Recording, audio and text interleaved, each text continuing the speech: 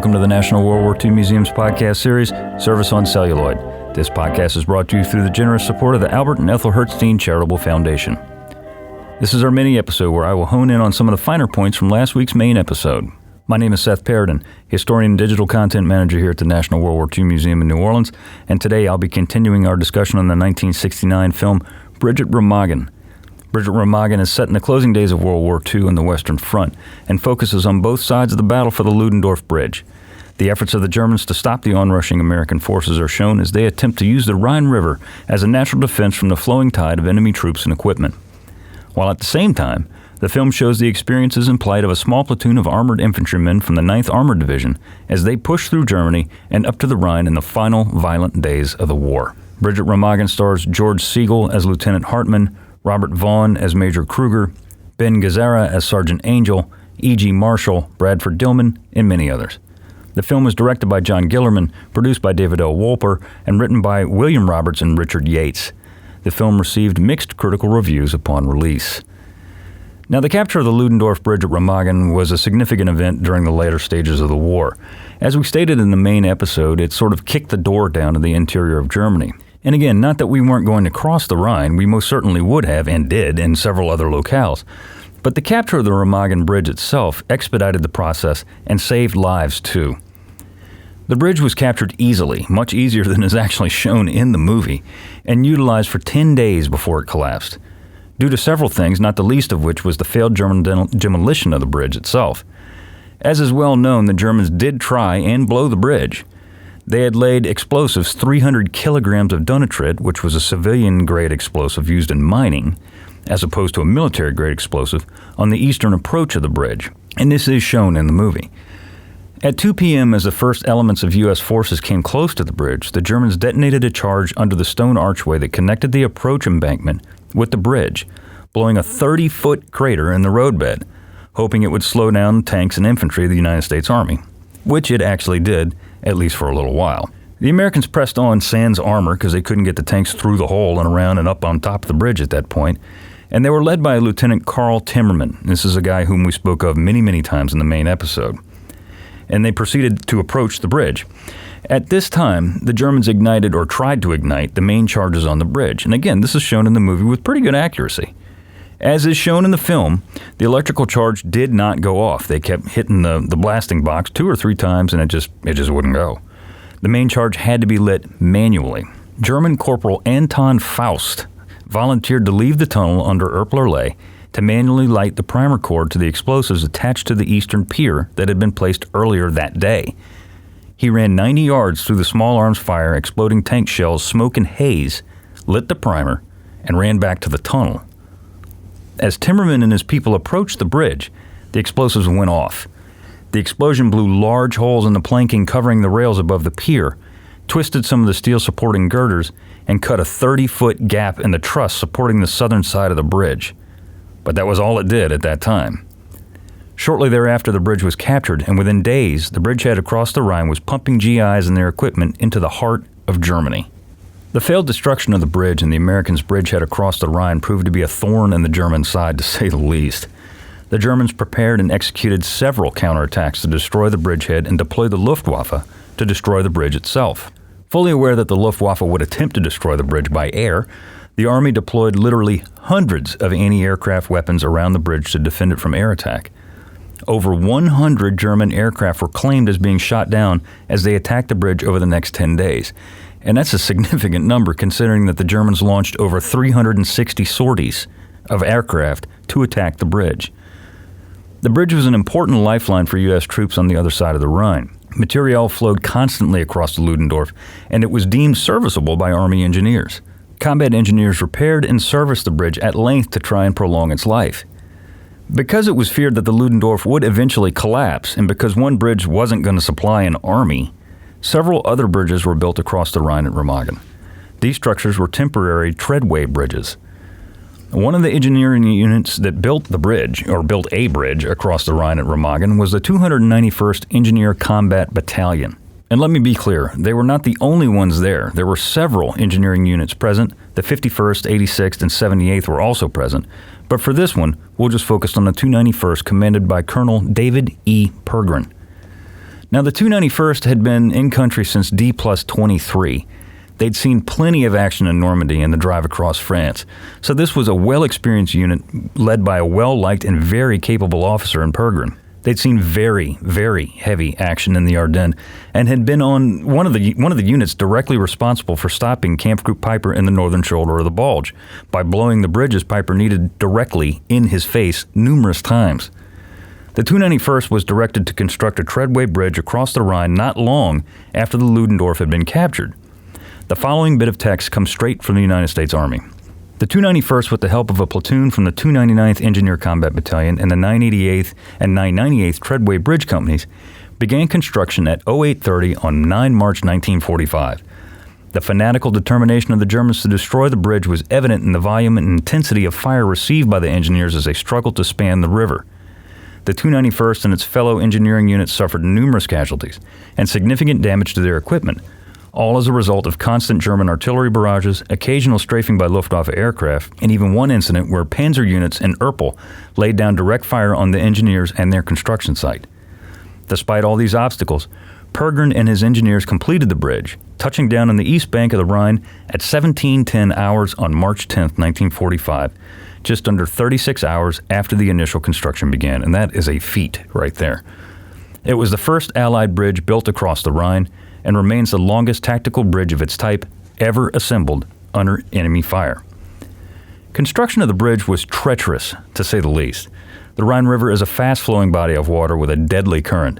Anyone falling in that river while building that bridge would either end up dead or as much as a mile or two downriver. And while the water of the river was a constant threat, so was the German artillery and the aforementioned aircraft. As the 291st built their bridge, it came closer and closer to German fire.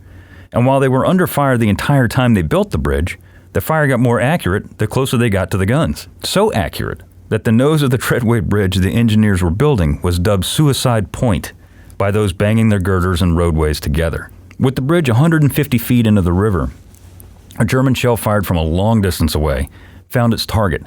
Several men were injured by shrapnel, and 5 of the pontoons suspending the bridge were sunk, thus ruining most of the morning's effort by the engineers. Instances like this would hound the engineers the entire time they built the bridge and in the days after its completion. Despite the constant rain of artillery fire, mortar fire, railgun fire, Luftwaffe strafing and bombing attacks, and V-2s, the 291st completed the bridge. Several days after the completion of the 291st bridge, Colonel Pergrin was standing on his bridge when he and others around him heard a loud, languishing, groaning sound. That sound emanated from the Ludendorff, as of then still standing and battered. One of the men standing there was a battle-hardened sergeant named Chuck Hensel. Hensel was, by this time, a platoon sergeant, and had been one of the intrepid men of the 291st who stopped Peiper back in the Ardennes. Twice, actually. Once at Stavelot and once at Trois Ponts. Let's listen to what Chuck Hensel has to say about the action around Remagen for the 291st. When they built the bridge for across the Rhine River, I had my squad, like I was telling you before, that I got all those little extra things to do.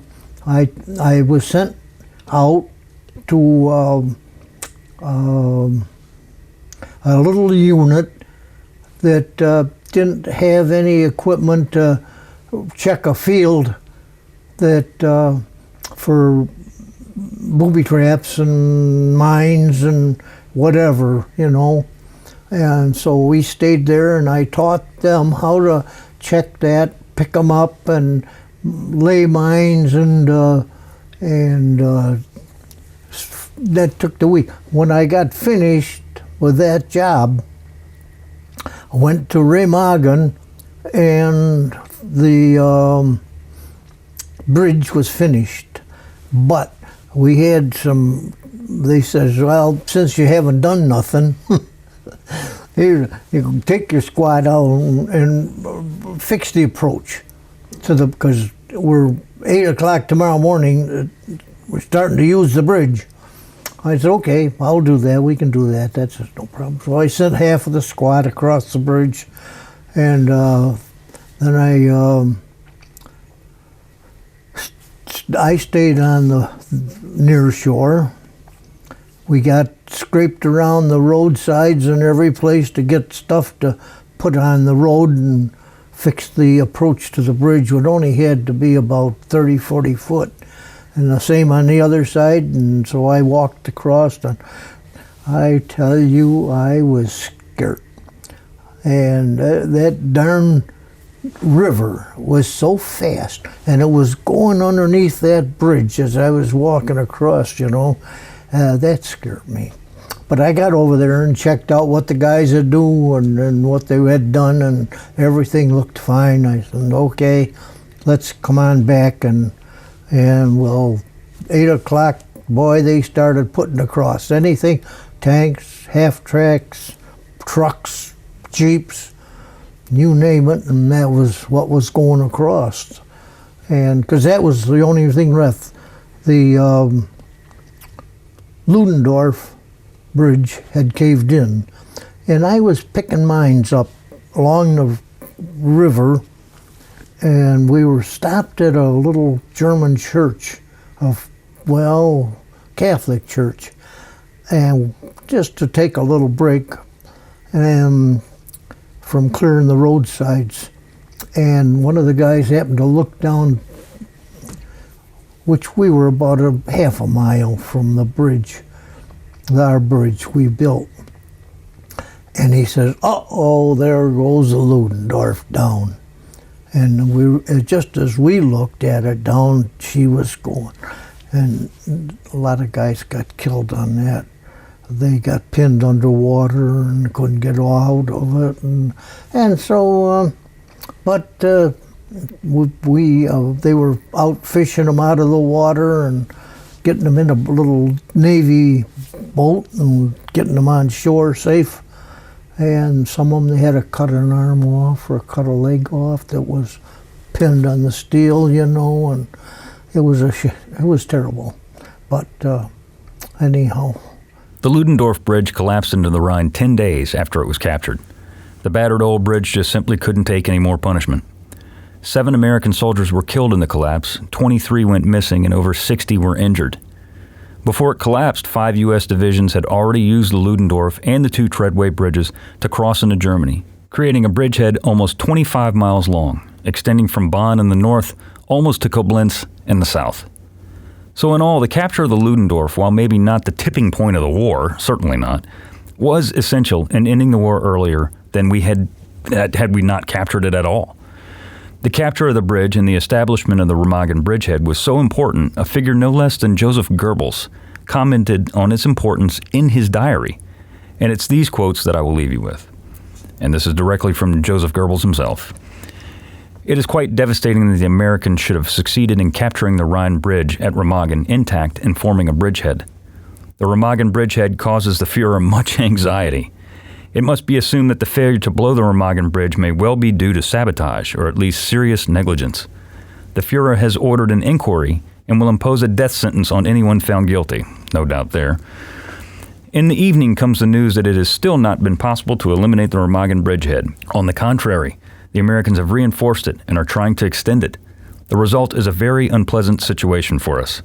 However, we must succeed, for if the Americans continue to hold out on the right bank of the Rhine, they have a base for a further advance, and from the small beginning of a bridgehead such as we now see, a running sore will develop, as so often before, the poison from which will soon spread to the Reich's vitals. Yeah, it will.